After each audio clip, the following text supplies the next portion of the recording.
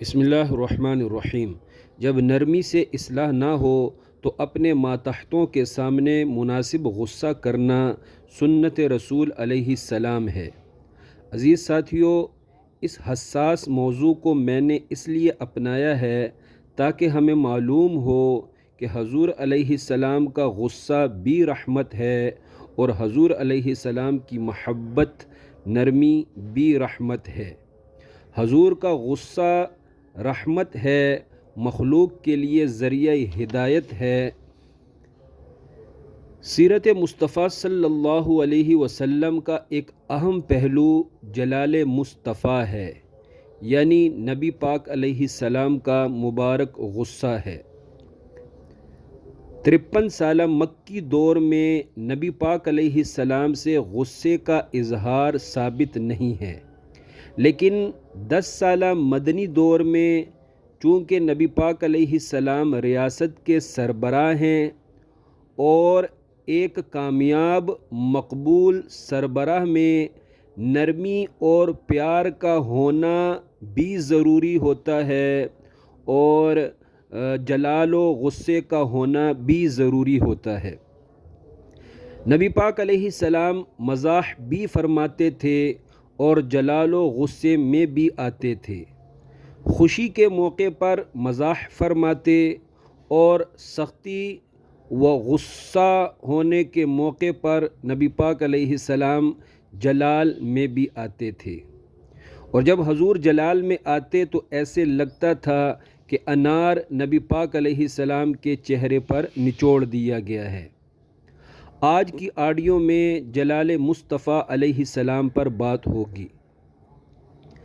عزیز ساتھیو، جلال مصطفیٰ صلی اللہ علیہ وسلم کا پہلا موقع بتاتا ہوں۔ 10 سالہ مدنی زندگی میں نبی پاک علیہ السلام نے تقریباً 27 جنگیں لڑی ہیں، جن میں نبی پاک علیہ السلام خود آپ علیہ السلام نے شمولیت اختیار کی۔ ویسے نبی پاک علیہ السلام کی ظاہری زندگی میں 74 جنگیں ہوئی ہیں۔ تمام جنگوں میں، جہادوں میں نبی پاک علیہ السلام نے کافروں پر جلال و غصے کا اظہار کیا۔ غزوہ فتح مکہ کے موقع پر نبی پاک علیہ السلام نے اپنا جلالی فرمان جاری کیا، فرمایا فلاں فلاں گستاخ کو قتل کر دیا جائے، خواہ وہ غلاف کعبہ کے نیچے چھپا ہو۔ نبی پاک علیہ السلام کے جلال کا دوسرا موقع سنیے۔ فتح مکہ سے پہلے ابو سفیان سردار مکہ تھا، کافر تھا۔ ابو سفیان کے حلیف قبیلے نے صلح حدیبیہ کے معاہدے کی خلاف ورزی کی۔ بعد میں ان لوگوں کو اپنی حماقت کی سمجھ آ گئی، اس لیے صلح حدیبیہ کا معاہدہ بحال رکھنے کے لیے ابو سفیان مکے سے چل کر مدینے آیا، حضور کو منانے کے لیے، معافی مانگنے کے لیے۔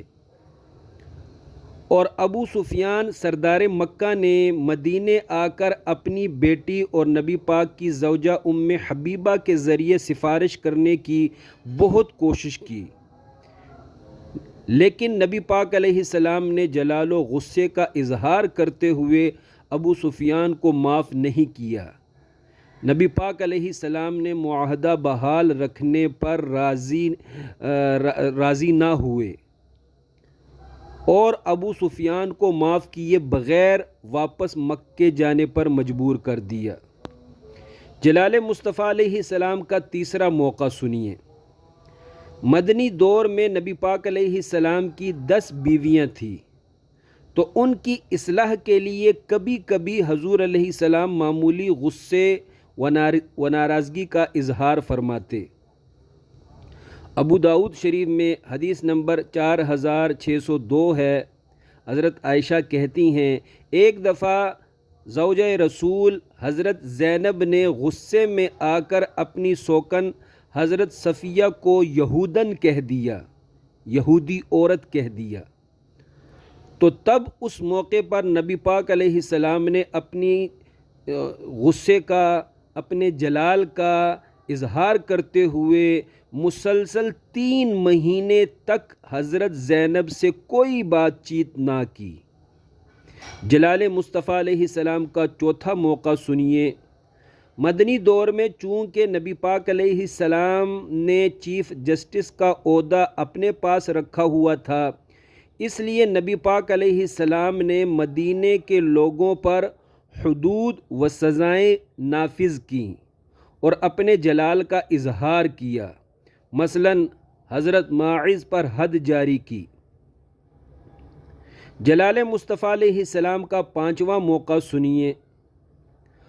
فرض کام میں کوئی بھی سستی کرتا تو نبی پاک علیہ السلام اس پر عتاب و غصے کا اظہار کرتے۔ مثلاً غزوہ تبوک میں نہ جانے والے 3 صحابہ کرام پر نبی پاک نے جلال کا اظہار کیا اور نبی پاک نے 50 دن تک مکمل طور پر ان کا بائیکاٹ کیا۔ نبی پاک علیہ السلام نے کسی کو بھی ان 3 صحابہ سے بات چیت کرنے کی اجازت نہیں دی، حتیٰ کہ ان کی بیویوں کو بھی سختی سے آرڈر دیا کہ تم نے بھی ان سے بات چیت نہیں کرنی۔ محتشم سامعین، اس آڈیو سے میرا مقصد یہ ہے کہ یہ بات ہمیں معلوم ہو کہ اللہ پاک کی رضا کے لیے موقع مناسبت کے اعتبار سے غصے کا اظہار کرنا سنت مصطفیٰ علیہ السلام ہے۔